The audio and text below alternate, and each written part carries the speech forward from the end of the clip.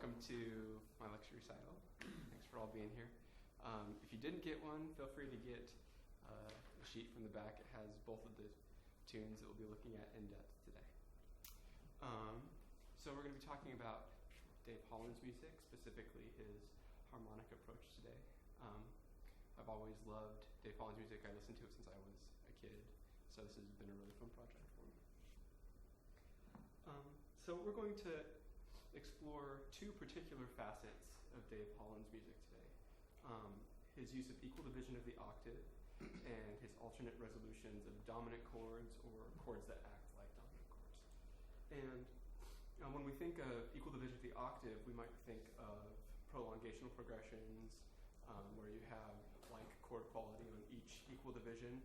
And that concept can be loosely useful in describing what Dave Holland does, but it also sometimes doesn't exactly fit what he is doing. Sometimes he uses equal division of the octave to get from one chord to an entirely different chord with a different function. And we're going to be looking a lot at the root motion and how that works. He also uses concise harmonic movements that are accented or emphasized in some way, like being a part of a cadence or being thematically important, and he's really clearly defined equal division of the octave. The other thing that we think of when we think of equal division of the octave is large-scale key structure. So like, for example, Liszt's the first movement of his Faust Symphony, where a C augmented triad seems to control the overall key areas of the entire movement. So in jazz, we get this on a smaller scale. A lot of jazz tunes are really short. So if we think of one of like the classic examples, giant steps, like 16 bars, but still like the keys are being controlled in that tune by parallel major thirds or by an augmented triad. In Dave Holland's music, we will look at an example that has that kind of key structure ordering. But the main tune we're going to look at, which is Looking Up, is really cool because it just has normal key areas, 1 and 4, but he still manages to, or the tune still manages to have equal division of the octave at a larger structural scale.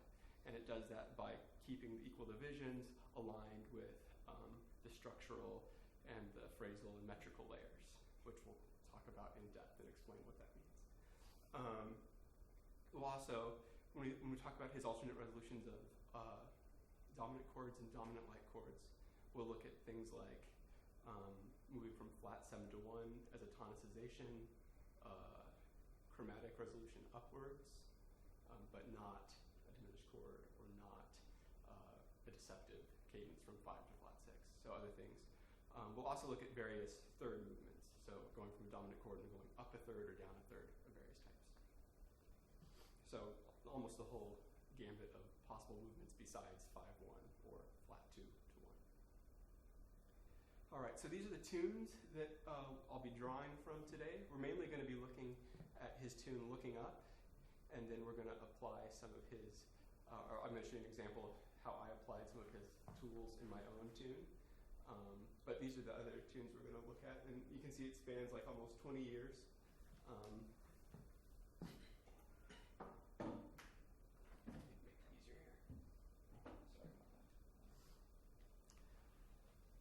And a number of different formats, smaller groups, from like a quintet up to a big band, and all these tunes get used in a lot of different ways. So I'm hoping to cover a large area of what he's done.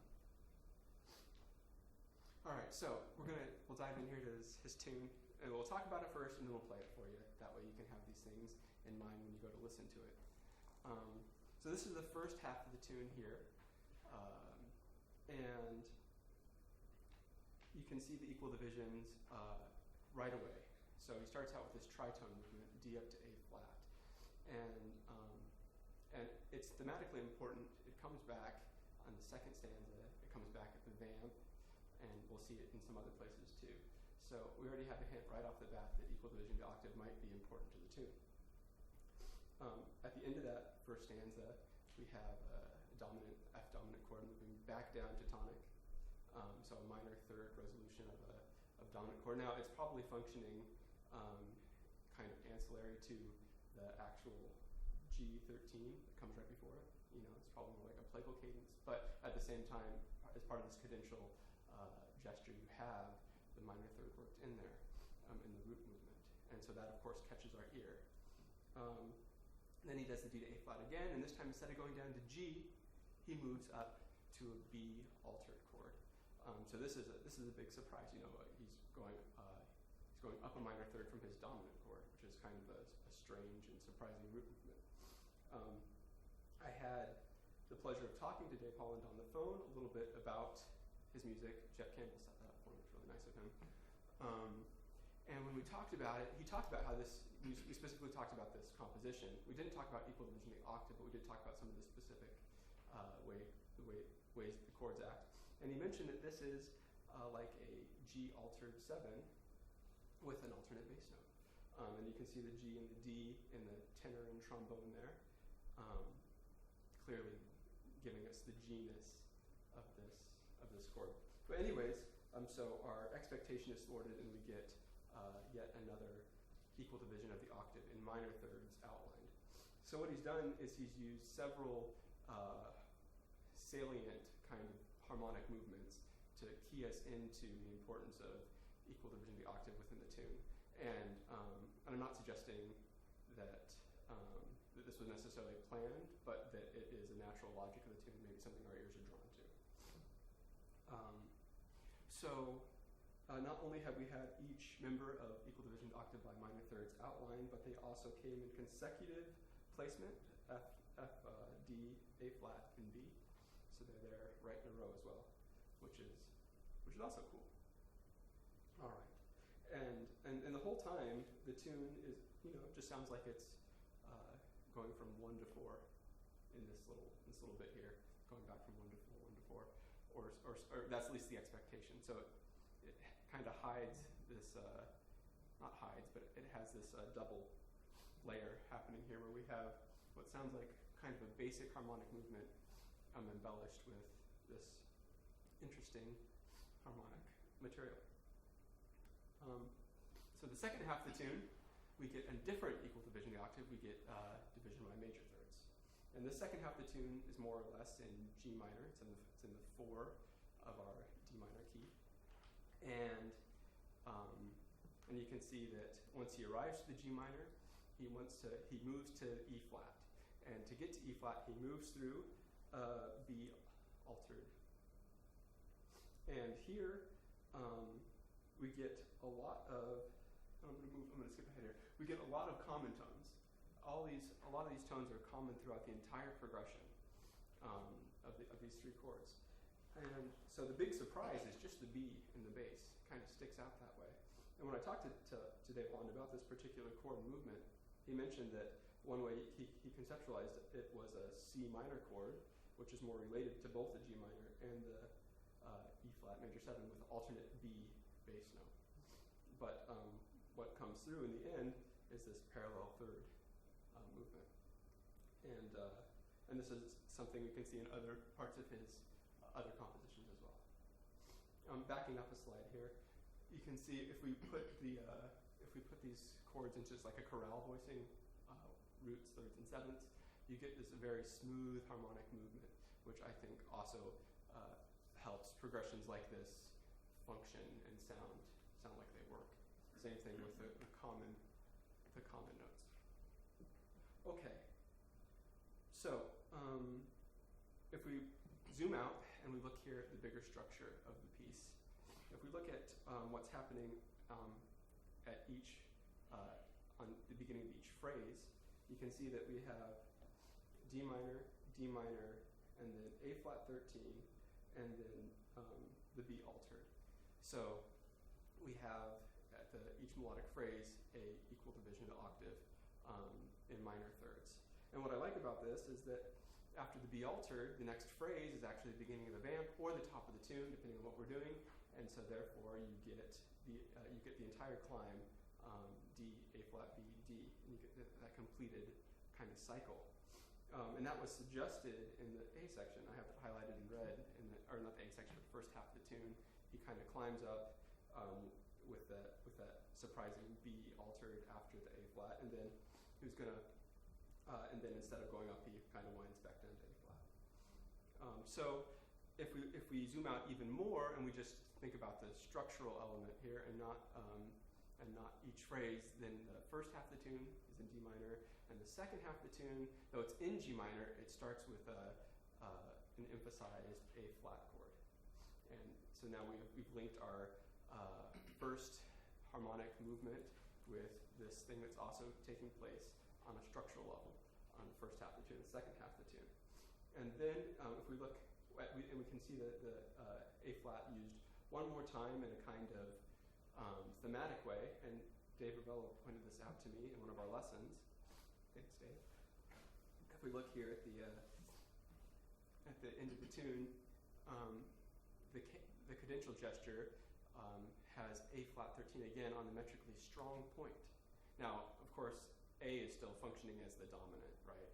But it's in a subservient metrical position to our A flat chord. So that tritone, descending tritone, still kind of strikes our ear as an important element there. So anyway, so altogether, the tritone division of the octave in this tune is really kind of what's, I feel like, is driving the bus. You get it at the very opening of the tune, repeated. You get it at the vamp, which comes back a number of times. You get it on the structural level between the first half and second half of the tune, and you get it also here at the cadential gesture, or at the cadence. And so it seems to be the most important, and maybe perhaps the minor third division of the octave is kind of like an extension of that. And that might have been everything I wanted to say about this tune, except one more thing. And that is, so in this tune, not in every tune, but in this tune, Dave Holland makes all this really interesting harmonic material work very well by a fairly diatonic melody. I've highlighted the only two melodically stressed chromatic notes, and those are supportive notes in the trombone, the E flat, flat 2. But otherwise, everything's either passing chromaticism or just diatonic. And Dave does take other approaches, but this is one example of how you can make this kind of really interesting and complex and surprising harmony still sound like it's functioning well within a tonal framework. All right, so that's probably plenty of talking. And maybe for the moment, maybe we should play this tune for you so you guys can hear what it sounds like.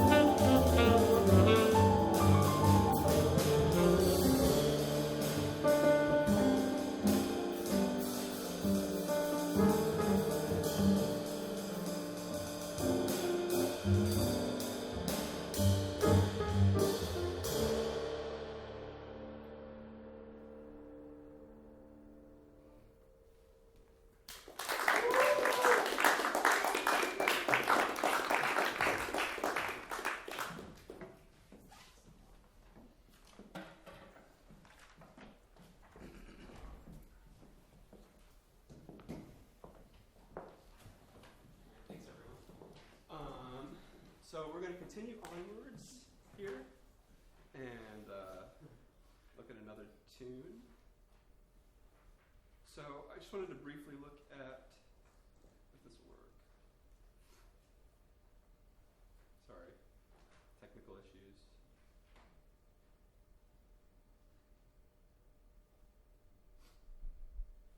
I wanted to briefly look at one more tune in terms of equal division of the octave.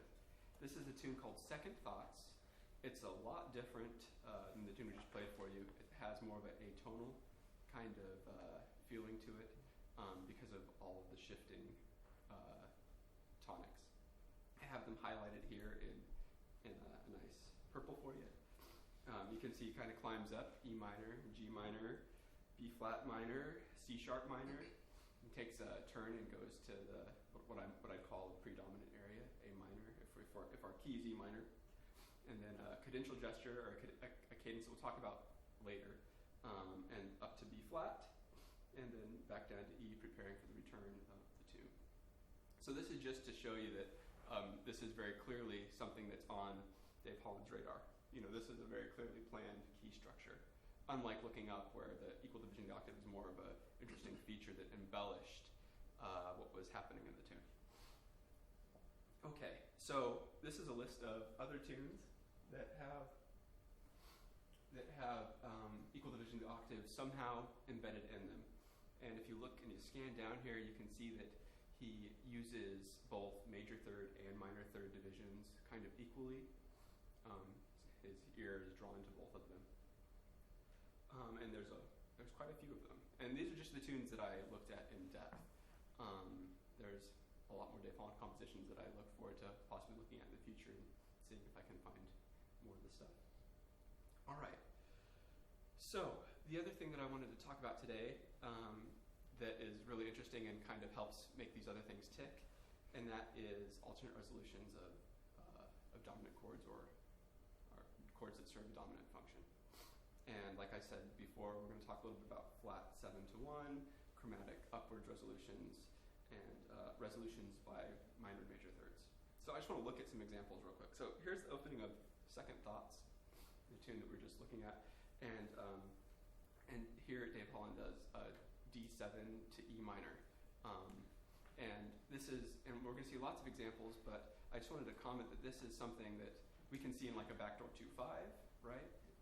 In jazz, but we can also find it in rock music and other folk musics, where it just kind of serves like a dominant role, in a dominant role. And it's also diatonic. Well, not this example because of the alteration, but in E natural minor there is a D7 on the 7th degree. So it is just a feature of the minor mode too. So here we're going to look at some other examples. So here is a tune called The Balance. It's a really fun tune. And in this tune, it's kind of a modal tune in a way, in that Dave Holland uses like chord qualities on each chord here in the A section. And you can see that he transitions back to the top of the A section through the flat 7. And so here he's using like chord qualities, G minor and F minor, on one of the flat 7s. So that's a different way you can do it. This is a tune, Triple Dance. And I don't have the whole tune for you on the slide here. We'll look at the top of the tune later. It's basically the tonic is G7, is dominant. And it has this parallel sliding effect. And you can see how it goes up to the G flat 7. So it would return to G7 at the top. But when he goes to the bridge or to the B section, second half, instead he goes to A flat major. So here we have a dominant moving to major. Okay, so just another example of dominant moving up by step. Here's an example from What Goes Around, another Holland tune. Here our tonic is in fact D minor, and he's coming from a C7 altered chord. So just another variation, a different kind of dominant chord. So we've seen him use all kinds of dominant chords to get to his desired location, which is kind of cool. One more example, this is from Dream of the Elders, an older Dave Holland tune. And this tune is also in D minor, and this is the bridge or the B section, and it's in G minor.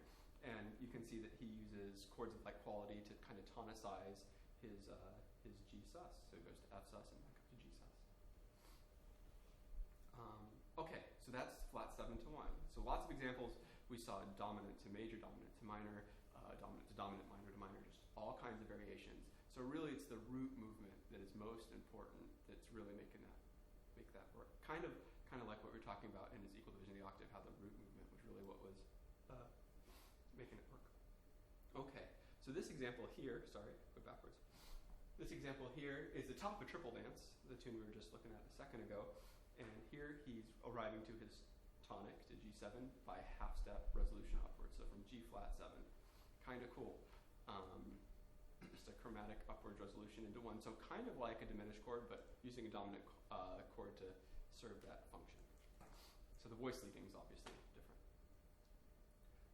Another example, this tune's Cosmosis, or Cosmosis. It's in C major, and the B section's in A minor, and he arrives there through A flat major, sharp 11. So here again, the diminished quality kind of comes through with that sharp 11, kind of like the diminished fifth. So voice leading is working similarly here, but you get some other colors, which is nice. Here's our tune looking up, and we had 2 of these already. So A7 is our 5, though at the beginning of the B section, it's really going to be a local 2. Either way, we're arriving to it chromatically below. So it's like the opposite of a tritone substitution. It's kind of fun. All right, so now we're going to I'm going to show you some examples of minor third and major third movement. So this is, again, this is second thoughts, and our goal here is the B flat, major 7, sharp 11, and it's coming from a G flat 13, flat 5 chord, which is a kind of odd way to get to our B flat. But what I like to think is happening here, is at least what I'm going to argue is happening, is that he's actually coming from flat 7, the A flat. Right before that is the important kind of chord that's controlling the whole thing, and the G flat is actually a decoration of that. You can kind of see that in the flat 5, which is the C, and you get that in melody. And then if we look at Dave Holland solely, the melodic material here, it's really clear that he's spelling out that A flat over top of the G flat with the C A flat and walking down to the G flat to the resolve on the F. So that's one way you could do a major third upwards resolution, as if you're making it kind of an embellishment of a flat 7. And here's a smattering of examples from what goes around. This is a really interesting tune, and this section's really fun. We're not going to get too in depth, but basically 2 minor third resolutions, B7 down to A flat, and G7 altered to E. So both of these have a similar kind of blues color type sound to that resolving minor third. Just like in looking up, and in fact I should have mentioned, in looking up, really that stuff we talked about, equal division of the octave, it all kind of has a bluesy feel to it, or the blues colors are very strong there, and that also helps make it work. Same thing with the flat 7, right? Flat 7, 1 progression.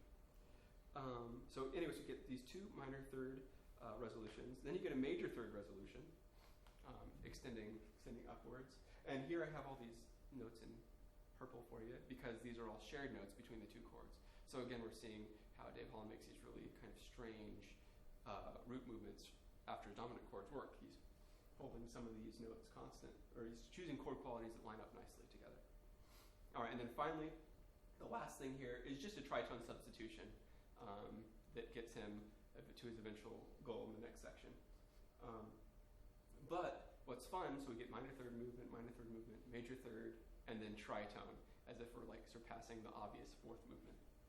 That's kind of fun. All right. And that kind of wraps up all of these various options for different atypical root movements from your dominant or dominant-like chord. Gives you lots of options.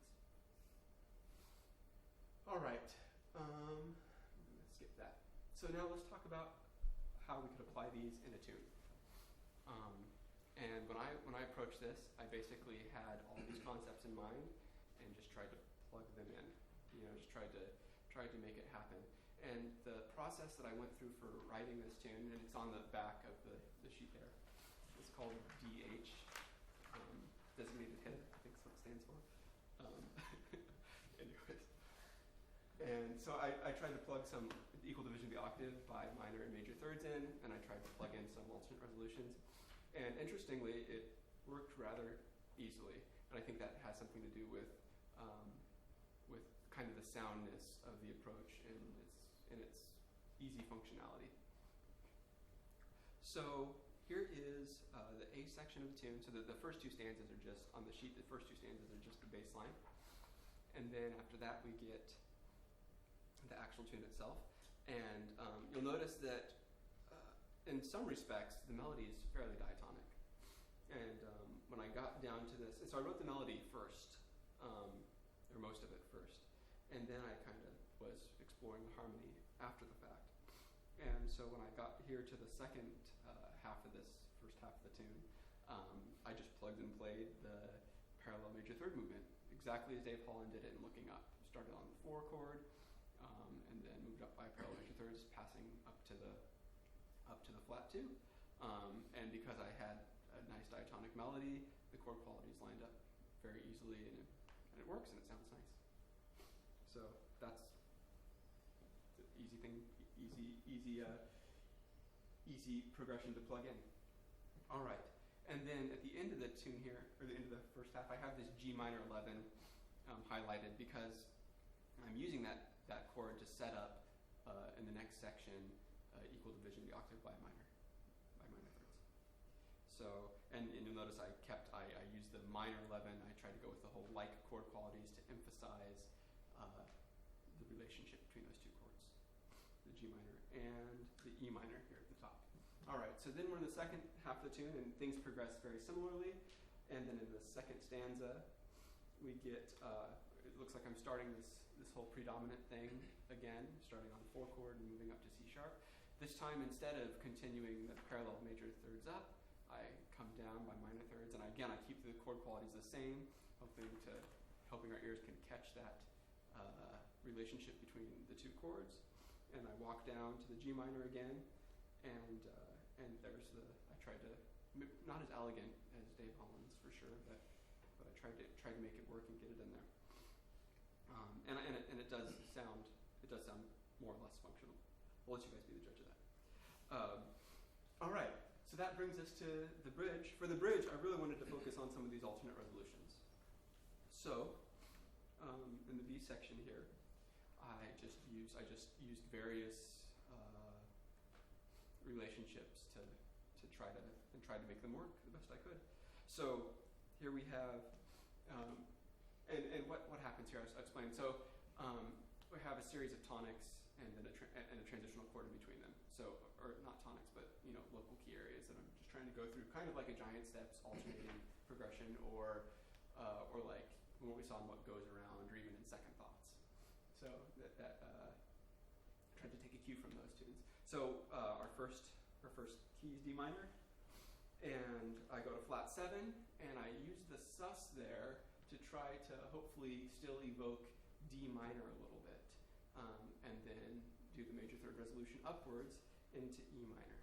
So what I was hoping to accomplish there is very similar to the way in Second Thoughts Dave Holland was able to resolve his dominant chord up A major third.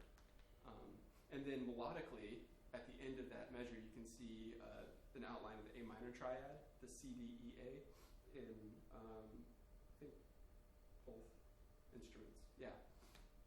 And that kind of serves as a plagal motion from A minor to E minor. So hopefully reinforcing that chord movement, make it work.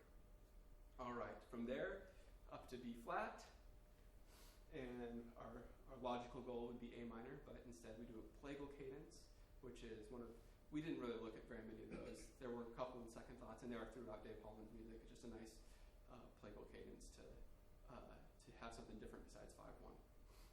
So we're to F minor now. Then here, this was my experiment, this A flat 7 altered chord. I wanted to try to get a tritone resolution of a dominant chord. So in the spirit of Dave Holland, I took a 5 chord, a minor 5 chord, so an A minor 7, or A minor major 7, chose an alternate bass note, and ended up with A flat 7 altered, moving to D minor. Anyways, my little attempt at being creative. And our final movement there is just walking back to the F sus, which is going to get us by half step back to E minor, a flat 2 to 1. Yay! Something we can hang on to. All right. Last little something about this tune. Here at the bridge, I also tried to do some equal division of the octave. It's still in minor thirds, and mostly by just putting them in strong places. Got the D, eventually walking up to the F, out to the A flat. So also trying to take advantage of my tritone movement from A flat back down to D. I'm trying to put it in there. All right. That's the last slide. So before we play for you, I'll just conclude and say that I hope as we went through this and we looked at how Dave Holland uses it and how we can kind of just insert it into the music, it's shown you how these concepts can be pretty useful and pliable. The equal division of the octave is a great way to get to new or atypical harmonic locations, or to get to regular harmonic locations, but using interesting different ways to get there. And then the alternate resolutions obviously give us a lot of interesting ways to arrive to new places or whatever. They're very useful and help you avoid maybe a more cliche sounding harmonic movement where you don't want one. Sometimes you do want one, sometimes you don't want one. So we'll play this tune for you now, and then after that we'll have time for any questions you guys have. And thank you for all being here, and thanks for everyone who helped, Darius and Dave and Harold and Jeff Campbell, who's not here. And thanks, John, for being on the committee. All right, so we'll play for you and then do questions.